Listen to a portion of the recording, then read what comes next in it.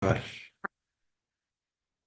muy buenas tardes a todos, queridos estudiantes. Hoy vamos a revisar el tema de planificación de pruebas.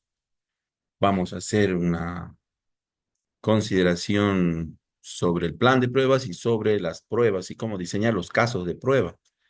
La, la planificación de las pruebas, pues, es una etapa importantísima que va más o menos en el diseño de un software para que en la ejecución, desarrollo ya propio del sistema, se tenga presente estas pruebas, ¿no? Un plan de pruebas que está bien hecho, que tiene toda la información y todos los requerimientos necesarios, garantiza, pues, obviamente, que vayamos a tener calidad, ¿no?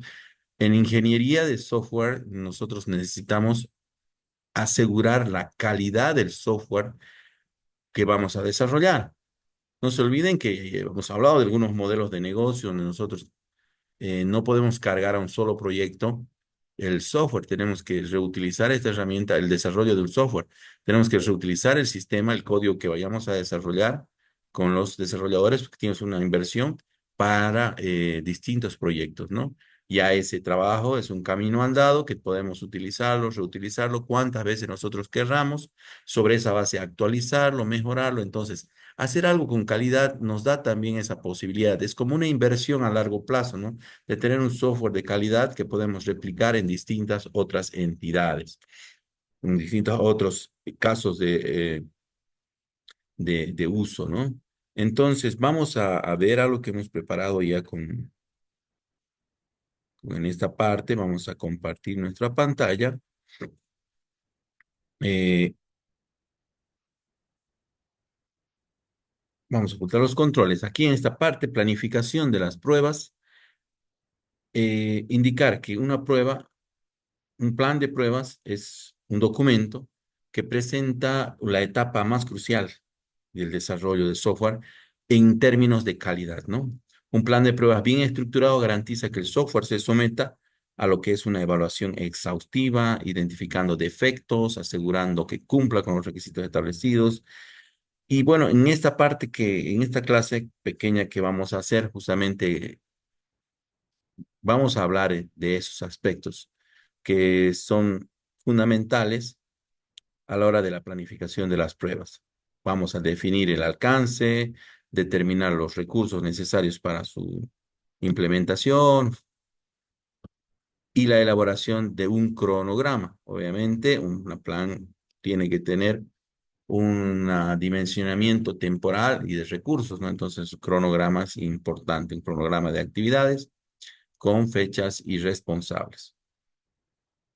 ¿Cómo definimos el alcance? Lo primero, el alcance de las pruebas se define tomando en cuenta los requerimientos funcionales y no funcionales del sistema. El alcance de las pruebas define los límites de lo que se vaya a probar. Se tiene que definir ahí, en base a esos requerimientos funcionales y no funcionales, hasta dónde voy a abarcar yo en el sistema, ¿no? ¿Cuál es el caso de uso crítico, el modelo crítico que yo debo revisar? Por eso es esencial establecer claramente qué se incluye y qué se excluye del proceso de pruebas. Para definir el alcance se deben considerar aspectos, como ya hemos dicho, requisitos, alcance de estar directamente con los requisitos funcionales y no funcionales, riesgos, riesgos que vayamos a identificar, se deben priorizar las pruebas para los componentes o funcionalidades que presentan mayor riesgo, recursos disponibles. El alcance debe ser realista y estar alineado con los recursos disponibles, tanto en términos de tiempo como de personal. No puedo decir, pues, voy a pasar pues 3 meses desarrollando y otros 3 meses haciendo pruebas. No puedo, porque quizás vaya a duplicar mi, el costo de desarrollo, ¿no? Entonces, el objetivo de la prueba es otro de los aspectos que tenemos que considerar para definir el alcance. Los objetivos de la prueba guiarán la selección de los casos de prueba y qué técnicas vamos a utilizar. Por ejemplo, si yo deseo tener seguridad en el tema de objetivos, no estoy hablando. Entonces tendré que hacer una prueba técnica de código para evitar que en el código existan puertas traseras, backdoors, ¿no? O quizás algunos otros errores, bugs de programación. Y luego también tendré que revisar el tema de técnico de librerías, de las si estoy usando muchas librerías, frameworks, a ver que no tengan bugs Entonces, en seguridad es así, ¿no? Por ejemplo, un sistema sensible, pero de seguridad estamos hablando del tema de la banca, del tema de alguna cooperativa, quizás, ¿no? Tema financiero, que siempre es sensible por el tema que manejamos dinero, o quizás en el tema de sistemas un poco más complejos sobre aeronáutica, donde ya están en riesgo vidas humanas, etcétera, etcétera. Y yo tengo que hacer pruebas técnicas más complejas que me permitan dar aseguramiento de calidad a mi software, ¿no? Entonces, eso es también algo que el objetivo de la prueba es algo que me va a mí a indicar eso, ¿no? Qué técnicas, cómo voy a diseñar mi caso de prueba. En una segunda instancia, debemos determinar las herramientas y recursos necesarios para las pruebas, ¿no? Para llevar a cabo las pruebas de una manera eficiente, hay que identificar estas herramientas. Por eso es que ustedes ya tienen asignados las herramientas de software para cada momento de la prueba, ¿no? En realidad hay momentos posteriores como es la depuración, la reprueba, la revalidación de la prueba, etcétera, etcétera. Cuando volvemos a probar a ver si pasa, ¿no? Cuando ya hemos corregido. El cómo podemos ofrecerles esos comentarios y retroalimentación a los clientes, a los usuarios y a los desarrolladores. También existen que no están definidas todavía en algún grupo, pero bueno, ya lo más importante sí ha pasado, ¿no? Entonces yo voy a explicar esa parte, pero ustedes ya tienen los grupos para ver qué herramientas utilizar y en cada caso, como hemos quedado en la anterior clase, ¿no? Entonces, para llevar a cabo las pruebas que decíamos, hay que saber conocer esas herramientas y recursos necesarios. Están las herramientas de gestión para planificar y ejecutar y rastrear los casos de prueba. Están las herramientas de automatización que sirven para ejecutar pruebas repetitivas y así reducir pues, el tiempo de ejecución de las pruebas. Si yo no tengo eh, necesidad de hacer una prueba técnica de código donde tengo que revisar el código manualmente. Bueno, hago pruebas automatizadas que me ahorran muchísimo tiempo, simplemente basándome en los resultados que yo espero, ¿no? Entornos de prueba. Para simular las condiciones de producción es necesario eh, bueno, definir entornos de prueba lo más cercano posible a los entornos de producción.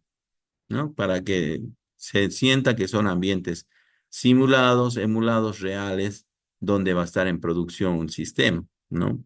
Unos servidores, unos entornos que tengan esas características, ¿no? Que yo pueda hacer validaciones, pruebas de carga, pruebas de integración, etcétera, etcétera. Datos de prueba. Obviamente, para alimentar los casos de prueba y validar el comportamiento del software, yo voy a necesitar datos. Hemos trabajado con ustedes a principio de año con seeders. ¿Recuerdan los seeders, los factories y los seeders? Que son semillas, fábricas de datos. Entonces, aleatoriamente, obviamente, hemos estado definiendo datos para que tengamos algo que mostrar en un sistema, ¿no? Y no estar preocupándonos de tener esta información. Pero bueno, como han visto ustedes, hay información que no se puede generar y hay que meterla manualmente. Sin embargo, estos datos nos van a permitir hacer pruebas, ¿no? Por ejemplo, el tema de pruebas de cargo, tengo que tener 5.000 registros, 10.000 registros, 15.000 registros. Es muy importante conocer herramientas que me permitan generar estos datos para mis pruebas. Y el personal de prueba, a eso llamamos o testers, ingenieros de pruebas, analistas de calidad y desarrolladores para la depuración. Porque no se olviden que el tema de las pruebas no pasa solamente por detectar el error y y comunicárselo al desarrollador. El desarrollador tiene su punto de vista, puede seguir arrastrando el error. Tenemos que darle un equipo que nos permita analizar la calidad y para ver la pertinencia del patrón que se está utilizando, de la metodología, del paradigma, etcétera, etcétera, etcétera, ¿no? En cuarta instancia de la planificación está el cronograma. El cronograma, bueno, como les había explicado, es como un, una lista de actividades con fechas, rangos de fechas entre los que se va a definir, ¿no? Entonces, ahí se definen las diferentes actividades que vamos a realizar, a los responsables y las fechas que son de inicio y de finalización. Hay que ajustarse lo más posible al cronograma cuando se esté ejecutando el plan de pruebas, ¿no? Al elaborar el cronograma se debe considerar las siguientes cuestiones.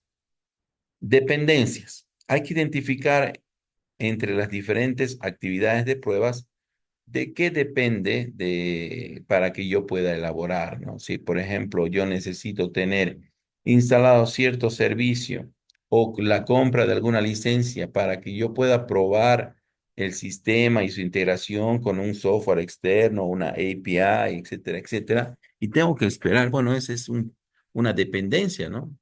De un factor que no depende ni del desarrollador ni del tester. Entonces yo necesito esperar, pero tengo que hacerlo, pues eso es una de las consideraciones, un factor que tenemos que considerar, ¿no? Estimación de esfuerzo, y aquí otra vez recuerdan ustedes que hicimos en el primer semestre el, la estimación de esfuerzo a través de puntos de función. Hay que estimar el tiempo requerido para cada actividad de prueba. Obviamente no es como el estándar de puntos de función, pero sí hay estándares que nos permiten hacer una definición. Y obviamente esto pasa por la empiria. Mientras más casos de prueba se hayan ejecutado, las personas reconocen cuánto tiempo lleva documentar, preparar un caso de prueba, implementarlo, ejecutarlo y obviamente comunicar los resultados. Pasa un tiempo, entonces hay que estimar ese tiempo y ese esfuerzo que se va a hacer. Si no son complejos, seguramente se utilizará como un punto de función simple, pero obviamente multiplicado por el tiempo que vamos a pagar al tester, ¿no? El tema de las contingencias. Hay que planificar tiempo adicional para los imprevistos, ¿no? Cualquier cosa que vaya a suceder, caída de un servidor, hardware, red, etcétera, etcétera, ¿no? Luego hay que definir también y considerar hitos, hitos claves del proceso de prueba. Por ejemplo, hasta aquí llegamos al motor de ingestión de datos para el sistema, que son todas las altas, ¿no? Y modificaciones y bueno, hasta aquí ya, bueno, ciertos hitos, ¿no? Cierto tiempo nos damos y decimos, vamos a probar el módulo, si es un sistema para un hospital, el módulo de pacientes consulta, ¿no? De consulta externa, de cuentas por cobrar. Entonces tenemos hitos, ¿no? Hasta aquí el módulo administrativo, hasta aquí el módulo de servicios, hasta aquí el módulo de atención al cliente, etcétera, etcétera. Son hitos que clave del proceso de pruebas como la finalización de la fase de diseño de casos de prueba o el inicio de la ejecución de las pruebas y la entrega del informe final. Son hitos, ¿no? Entonces, hasta tal lugar yo llego a hacer tal cosa. En este caso, he diseñado los casos de prueba para todo el sistema. Ya tengo. Lo pueden definir de acuerdo a su criterio. Pueden hacerlo desde el punto de vista del sistema o desde el punto de vista del proceso de prueba, ¿no? Del proceso de ejecución de pruebas. En otra instancia, también hay que considerar otro factor que es la comunicación. Establecer un plan de comunicación para mantener informados a todos los involucrados sobre el progreso de las pruebas, para que si hay algún error o tengan que subsanar o hay una reunión donde tengamos que hacer alguna adaptación de lo que hemos hecho o una explicación, porque muchas veces no se entiende qué se necesita. Obviamente esto en el caso de que no esté bien documentado el sistema, pero puede suceder. Entonces hay que establecer un plan de comunicación que mantenga informado a todos de cómo está yendo el progreso de las pruebas, dónde ha habido un trancón, un cuello de botella, etcétera, etcétera. En una quinta instancia, vamos a hablar de cómo diseñamos los casos de prueba. Y obviamente definimos el alcance, el cronograma. Lo que procede es hacer pues los casos de prueba, ¿no? Los casos de prueba son descripciones detalladas de las acciones a realizar y los resultados esperados al diseñar los casos de prueba. Al diseñar estos casos de prueba se deben considerar estos aspectos. Casos de prueba deben cubrir todos los requisitos funcionales y no funcionales, especificar las condiciones necesarias para ejecutar cada caso de prueba, o sea, cuáles son las condiciones iniciales, qué es lo que yo tengo que tener para implementar este procedimiento de la prueba. ¿Cuáles son los pasos a seguir? Ahí está, ¿no? Describir de forma clara y concisa cómo se van a ejecutar los pasos, qué voy a hacer, qué van a hacer las personas involucradas para ejecutar el caso de prueba. Resultados esperados. Aquí vamos a definir los resultados que se esperan obtener al ejecutar el caso de prueba. ¿Sí? Vamos a decir, bueno, esto pasa si es que sale esto así, así, así, así, así. Esto no pasa si es que sale así, así, así, así. Entonces, eso tiene que haber. Entonces, no se olvide. Criterios de aceptación. Estos son los criterios que determinan si un caso de prueba ha sido aprobado. Entonces, requisitos, condiciones, pasos, resultados y criterios. En el caso del cronograma, dependencias, estimación de esfuerzo, contingencia, hitos y comunicación. Y en el caso de los recursos, son herramientas de gestión, herramientas de automatización, entornos, datos y personal. Básicamente, ya estaríamos entrando a lo que es la ejecución. En el momento de la ejecución, que es un momento ya operativo de las pruebas, hay que llevar a cabo los casos de prueba y comparar que los resultados obtenidos, eh, a ver qué relación tienen con los resultados esperados. Durante la ejecución se deben registrar todos los defectos encontrados y asignarlos a responsables para su corrección, ¿no?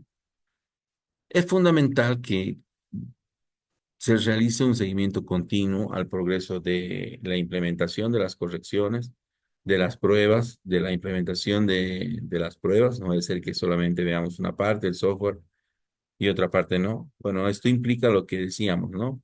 En seguimiento y control, monitorear el avance, verificar que las actividades estén realizadas según lo planificado. Si hay desviaciones, identificarlas y detectar cualquier desviación del plan y luego, obviamente, asegurar y tomar medidas correctivas necesarias, ¿no? Reprogramar, etcétera, etcétera, ¿no? Y luego se tiene que actualizar el plan, ¿no? Con una reprogramación de actividades que no se han podido ejecutar por X o Z motivo, ¿no? Entonces se debe ajustar este plan o actualizarlo para que cumplamos los objetivos. En una última instancia, hay que cerrar las pruebas. Una vez que se hayan completado todas las pruebas y se hayan corregido los defectos, se procede al cierre de las pruebas. El cierre de las pruebas implica evaluar los resultados, analizar los resultados de las pruebas para que ver si este software cumple con los requisitos, elaborar el informe final, que es el documento de las pruebas, de resultados con los resultados de las pruebas, los defectos encontrados y las acciones correctivas que se han tomado, ¿no? Desde la emisión de un instructivo para que se corrija un error específico, etcétera, etcétera. Obtener la aprobación de las partes interesadas para que luego liberemos el software, ¿no? Eso es también parte de el tema. Bueno, en eso consiste la elaboración de un plan y la estimación de los casos de prueba. Tengo en esta parte,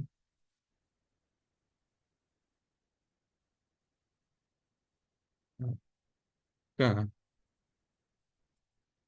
plan estratégico institucional, no es este, este es este.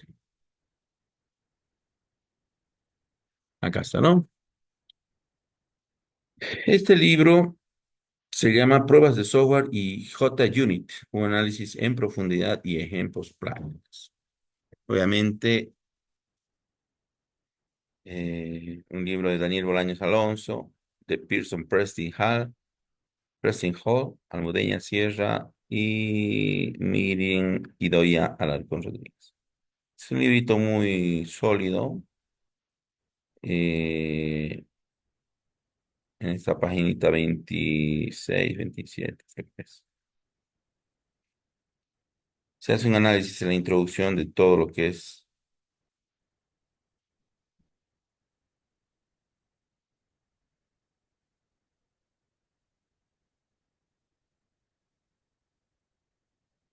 en esta introducción, los principios básicos de, del proceso de pruebas, ¿no? El objetivo principal de las pruebas es descubrir errores y fallos que se han cometido durante las fases de análisis, diseño y desarrollo, ¿no? Entonces, un buen caso de prueba es aquel que tiene una alta probabilidad de mostrar un error o fallo no descubierto hasta ese momento. Por tanto, la prueba tiene éxito si descubre un error o un fallo no detectado hasta entonces. Hay que seleccionar de forma adecuada el conjunto de casos de prueba que se va a utilizar y seguir las técnicas correctas para elaborar un juego de ensayo que permita obtener el objetivo mencionado, que hemos definido.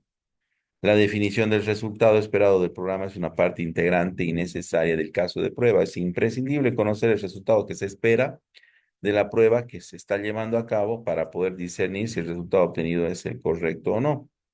En este sentido, hay que inspeccionar cuidadosamente el resultado de cada prueba. Hay que comprobar los resultados esperados mediante la definición de condiciones a verificar sobre los resultados obtenidos.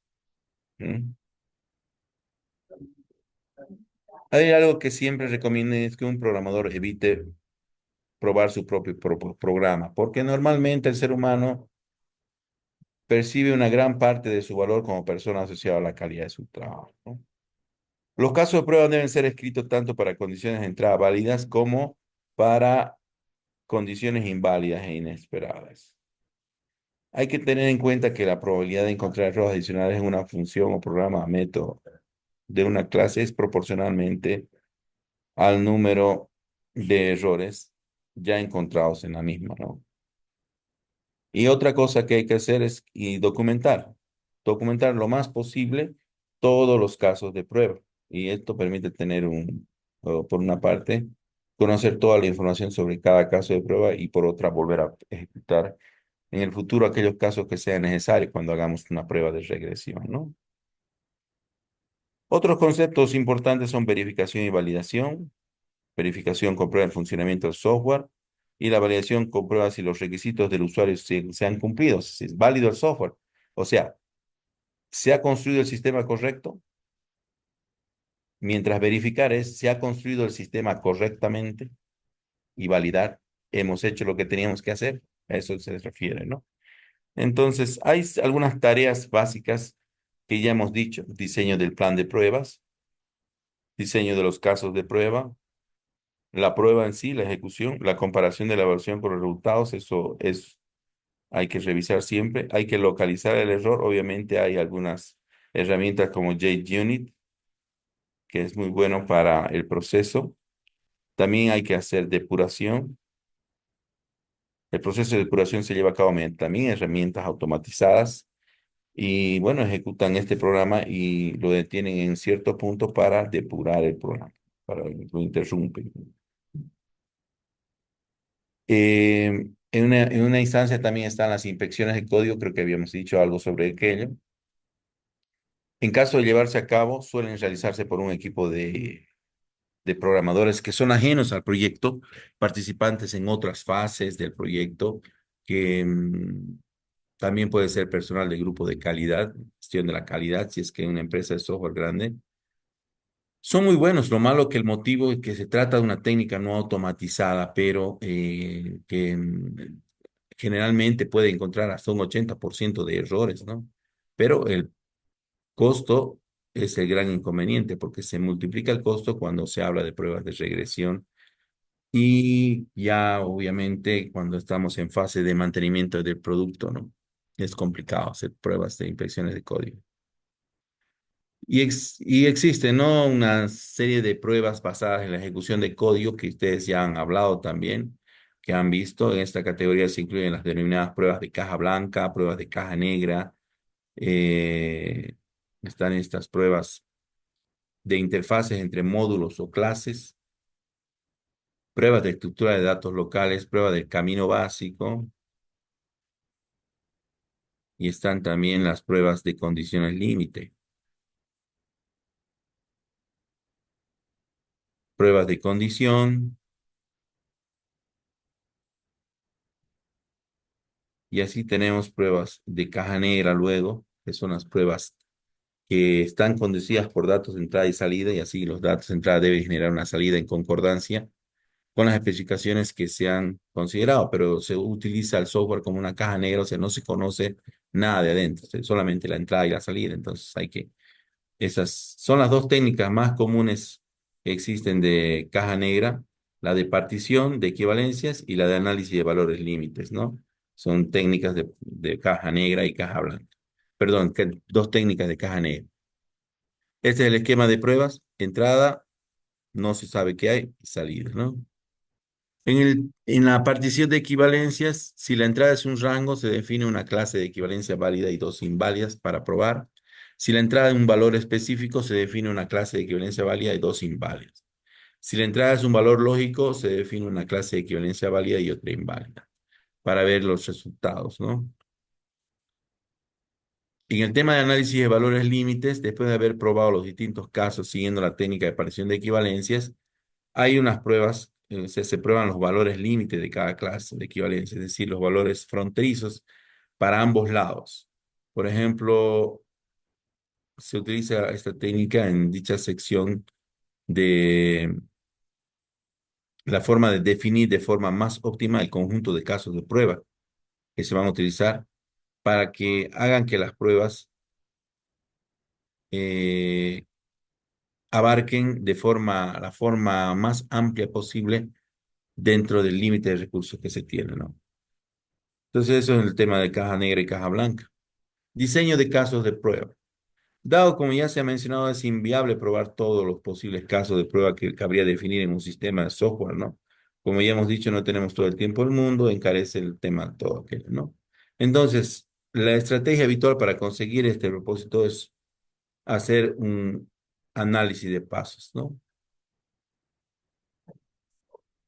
Primero hay que aplicar el análisis del valor límite, diseñar casos con la técnica de partición de equivalencias de caja negra y utilizar la técnica de conjetura de error para combinar las entradas. Incluir casos típicos de error, por ejemplo, el cero, en la entrada, en la salida, listas vacías, listas null, listas de un elemento, etcétera, etcétera.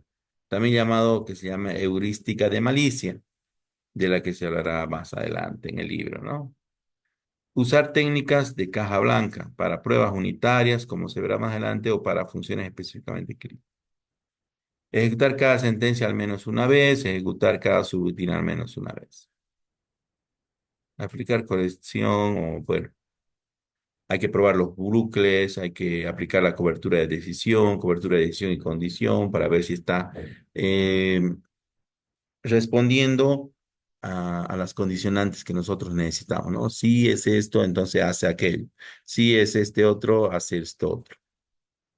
La heurística de malicia consiste obviamente en probar con casos típicos de error no comprendidos dentro de los datos que se generan, pero que obviamente pueden suceder, combinar nombres con letras, con números, perdón, para saber si en la entrada está, ¿no? Entonces hay que provocar el error, como estamos diciendo, ¿no? También con los datos fronterizos, el cero como valor es un buen candidato para utilizar como caso de prueba siempre. Listas vacías, listas de un elemento, lista de n-1, lista de n+1, etcétera, etcétera, ¿no? Son casos o elementos eh, que nos permitirán revisar bien, ¿no? Nuestras pruebas. Y bueno, Al final del primer capítulo se encuentra un plan de pruebas.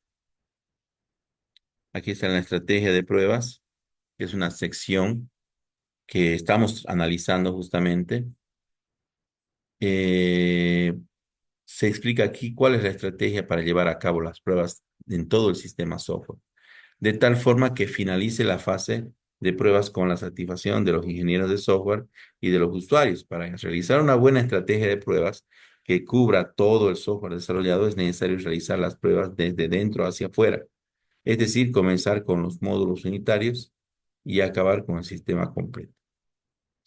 Las pruebas que se van a realizar para conseguir o llevar a cabo todo esto que hemos dicho son pruebas unitarias, pruebas de integración, de validación de sistema y pruebas de aceptación. Entonces, estas pruebas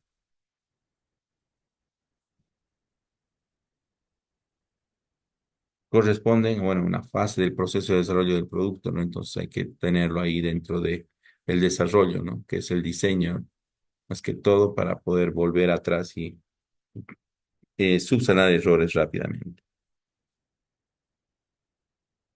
Correspondiendo con los niveles más altos de las pruebas a las primeras fases del desarrollo, como se presenta, esto deriva directamente del hecho de que encontrar y corregir aumenta a la medida que avanzamos en la estrategia de pruebas. Si se detecta y corrige un error en la fase de pruebas del sistema, habrá que modificar los requisitos del sistema, los requisitos del software, el diseño, el código, etcétera, etcétera, ¿no? De forma consistente y coherente. Si no hay eso, no podría seguir, ¿no? Y bueno. Y ahí viene algo que ya conocemos, que son las pruebas unitarias, pruebas de integración, ascendentes, descendentes, pruebas de integración tipo sándwich, selección, módulo clase, acoplamiento y cohesión.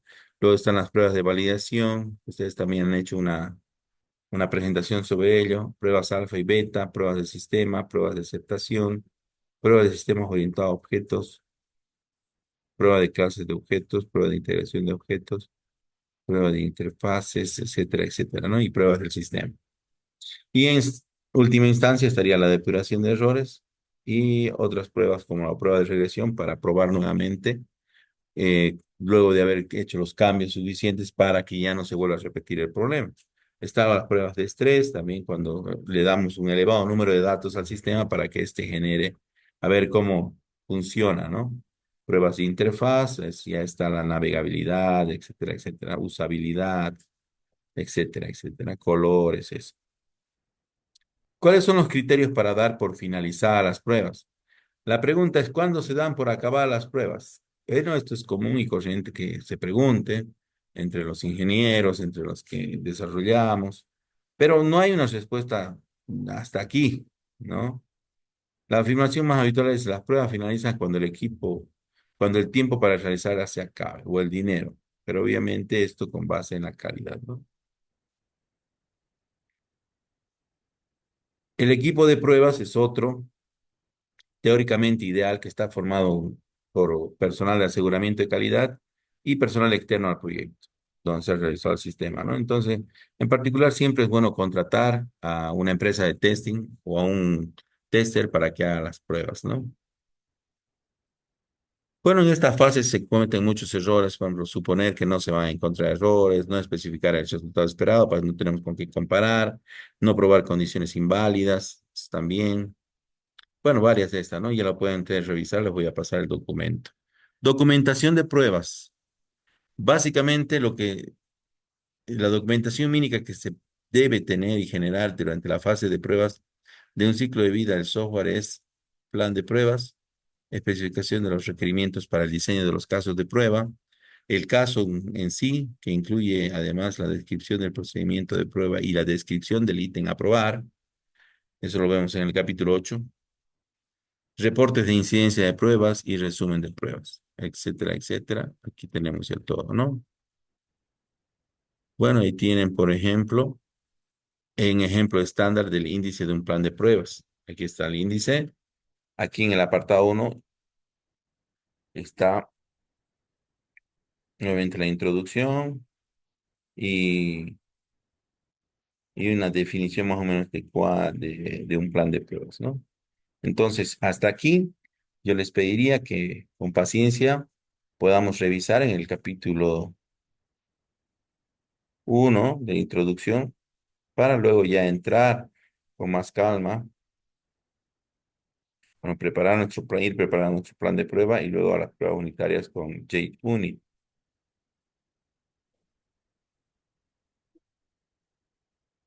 Y bueno.